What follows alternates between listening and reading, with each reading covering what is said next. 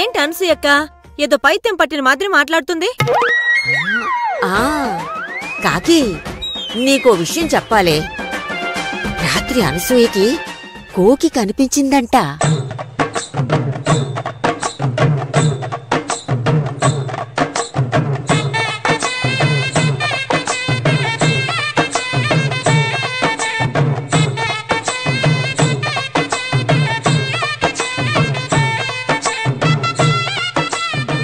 ఏంటి? నా కోకి కనిపించిందా? అయ్యో, నా చెల్లి కోకి కనిపించిందా?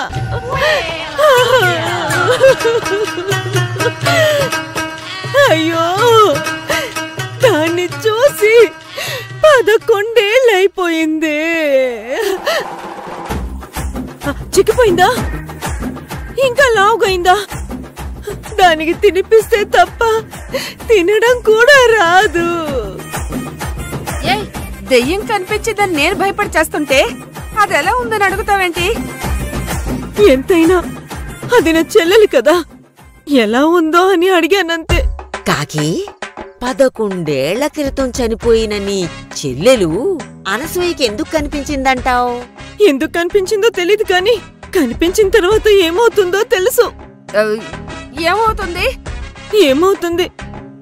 నిన్ను కూడా తనతో పాటు తీసుకెళ్లిపోతుంది.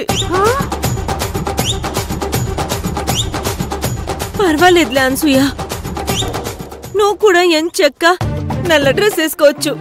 తను తెల్ల డ్రెస్, నువ్వు నల్ల డ్రెస్, మీరిద్దరూ కలిసి బ్లాక్ అండ్ వైట్ టీవీ లాగా అలా గాల్లోకి ఎగురుతూ అలా మాయమైపోవచ్చు. కోకి కన్నా ముందు నువ్వే నన్ను చంపేసేలా ఉన్నావు.